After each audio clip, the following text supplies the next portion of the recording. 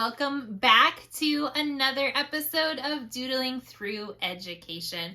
First off, I want to thank all my new subscribers, and if you haven't subscribed to this channel yet, make sure to do so you don't miss any of the new episodes from Doodling Through Education.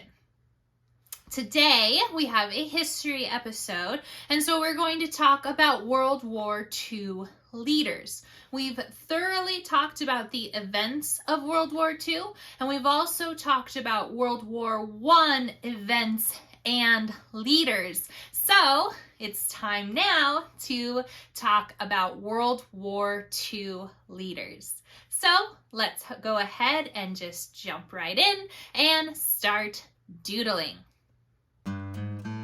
Remember from the last video, there were two sides in World War II, and they consisted of the Axis leaders, who were Hitler of Germany, Tojo of Japan, and Mussolini of Italy, and the Allied leaders, who were Churchill of England, Roosevelt, Eisenhower, and MacArthur of the United States, and Stalin of the USSR. Let's start by talking about the Axis powers. Our first leader on the Axis powers side was the leader of the Nazi Party, Adolf Hitler of Germany. Hitler was born April 20th, 1889, in a small Austrian town and spent most of his childhood in Linz, in Upper Austria.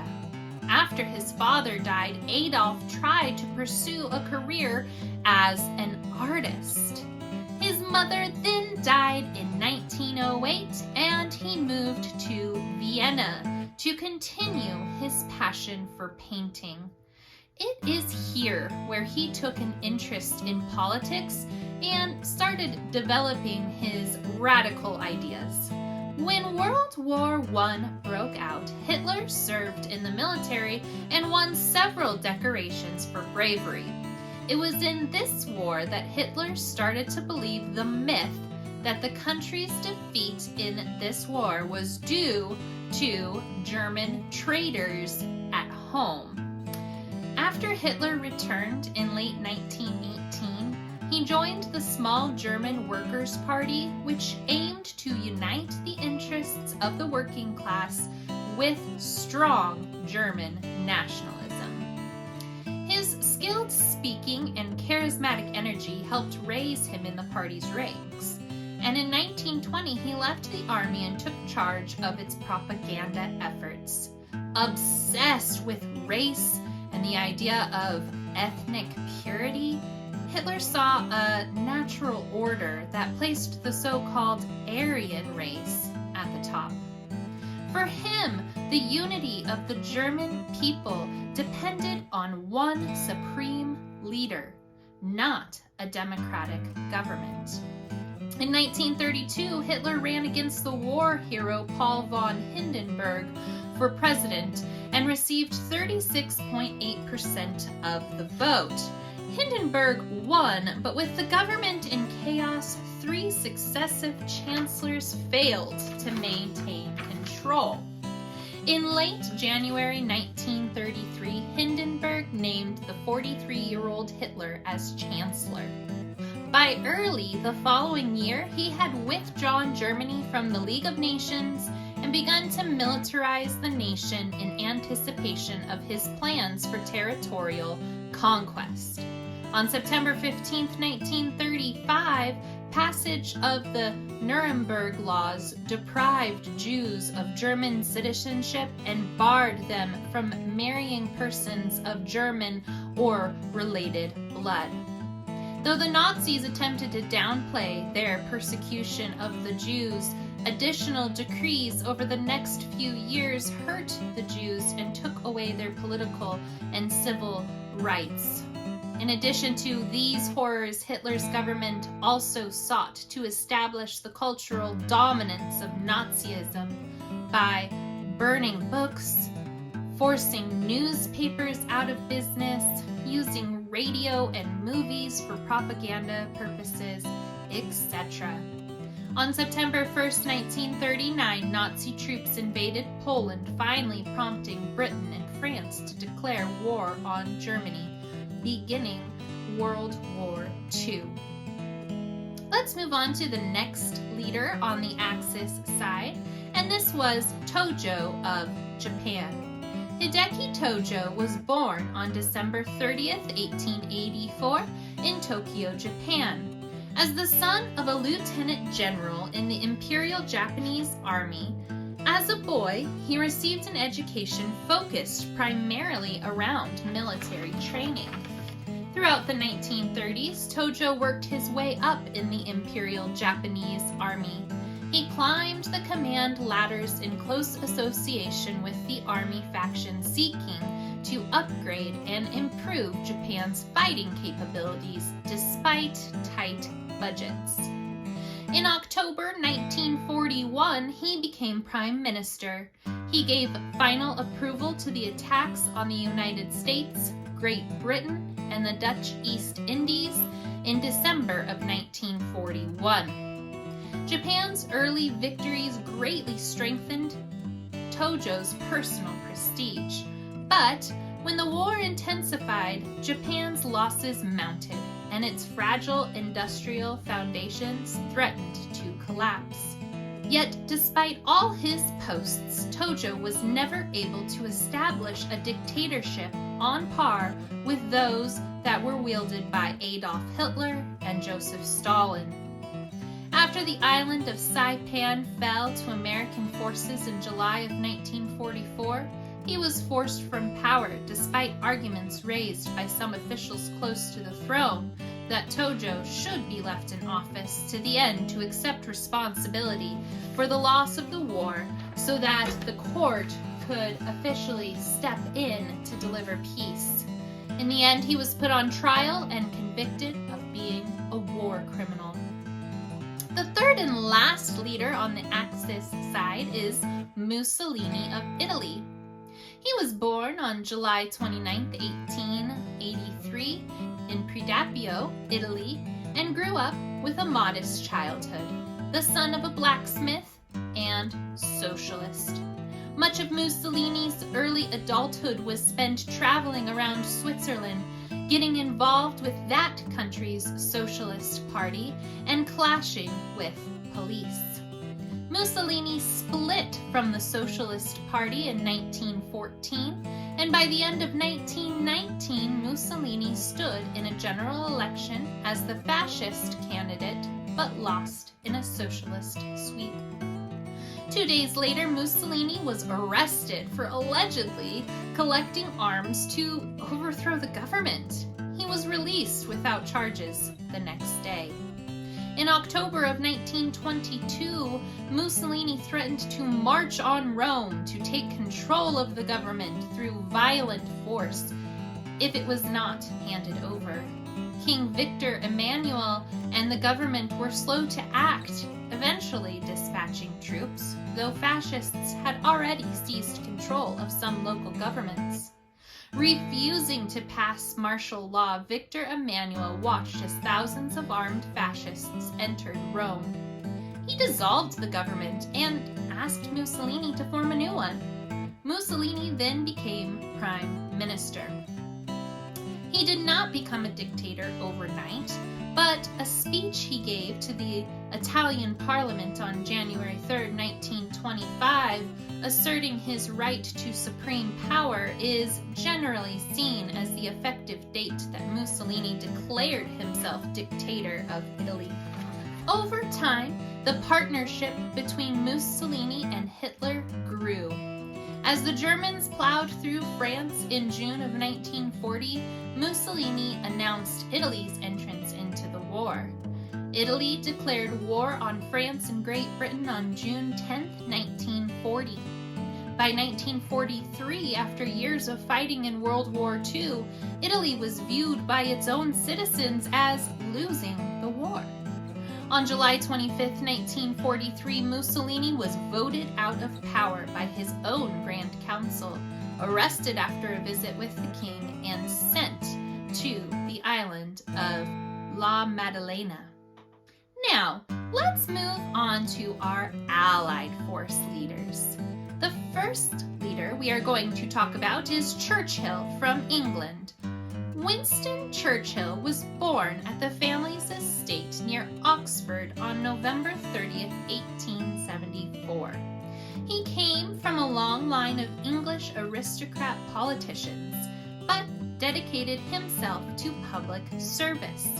He spent most of his early political career focused on domestic issues, including an 8-hour workday, a government-mandated minimum wage, and a system of public health insurance. During the 1920s and 1930s, Churchill bounced from government job to government job.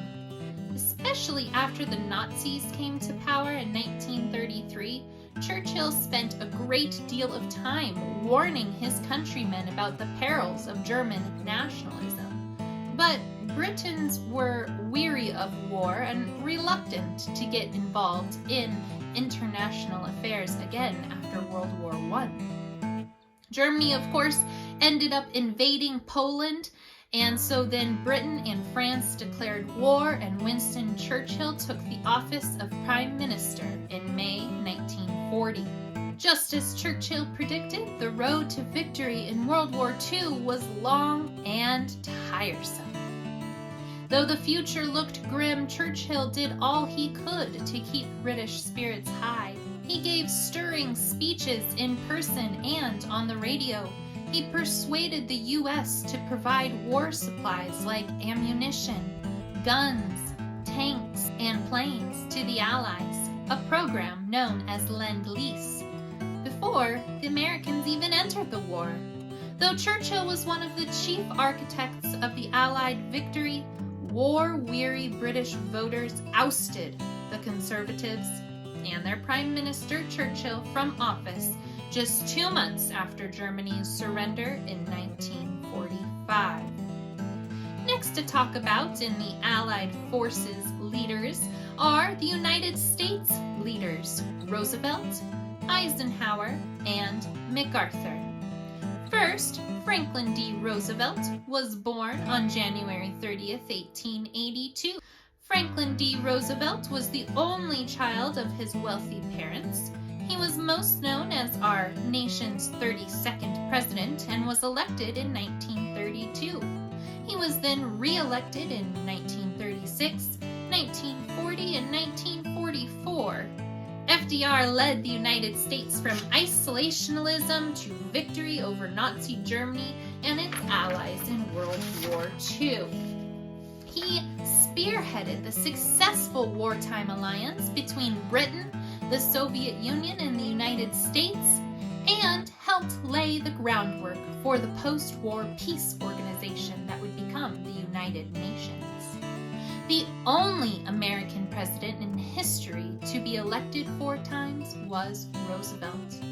He died in office in April 1945. Our next United States leader was Dwight D. Eisenhower. He was born in Denison, Texas on October 14, 1890. Dwight D. Eisenhower grew up in Abilene, Kansas, as the third of 7 sons in a poor family. He was most known as a supreme commander of the Allied forces in World War II and was President of the United States later on from 1953 to 1961. He graduated first in his class of 245. In September 1941, he received his first General's Star with a promotion to Brigadier General.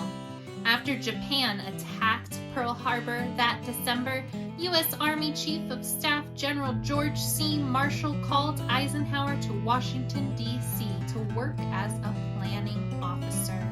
He was made a full general in early 1943 and was appointed Supreme Commander of the Allied Expeditionary Force in December of that year and given the responsibility of spearheading the planned Allied invasion of Nazi-occupied Europe. On D-Day, which was June 6, 1944, more than 150,000 1,000 Allied forces crossed the English Channel and stormed the beaches of Normandy. This invasion led to the liberation of Paris on August 25th and turned the tide of the war in Europe decisively in the Allied direction. The last United States leader we will talk about is General Douglas MacArthur. He was born on January 26, 1880 at the Little Rock Barracks in Arkansas. MacArthur's early childhood was spent on western frontier outposts in New Mexico, where his Army officer father, Arthur MacArthur, was stationed. In World War II, he was known as the American general who commanded the Southwest Pacific. He oversaw the successful Allied occupation of post-war Japan. He is remembered as a larger-than-life and somewhat controversial figure. MacArthur was talented and outspoken, but in the eyes of many, he was also egotistical. And the last leader of the Allied forces that we will talk about in this video is Stalin of the USSR. He was born on December 18, 1878. He grew up in the small town of Gori, Georgia, then part of the Russian Empire. Stalin grew up poor and an only child. His father was a shoemaker. As a boy, Stalin contracted smallpox, which left him with lifelong facial scars. After Lenin died in 1924, Stalin eventually outmaneuvered his rivals and won the power struggle for control of the Communist Party. By the late 1920s, he had become dictator of the Soviet Union. Stalin ruled by terror with a totalitarian grip in order to eliminate anyone who might oppose him. He expanded the powers of the secret police, encouraged citizens to spy on one another, and had millions of people killed or sent to forced labor camps. Then, in June 1941, Germany broke the Nazi-Soviet pact and invaded the USSR, making significant early inroads. Stalin had originally ignored warnings from the Americans and the British, as well as his own intelligence agents, about a potential invasion, and the Soviets were not prepared for war. The war progressed, and Stalin participated in the major Allied conferences. His iron will and deft political skills enabled him to play the loyal ally while never abandoning his vision of an expanded post-war Soviet empire. And that is all for today. This was a longer video because we had several men to talk about and several leaders to learn about. So on that note, I hope that you go on this week and try and learn more about these specific leaders in World War II and about World War II in general. Remember to be kind, follow God's will,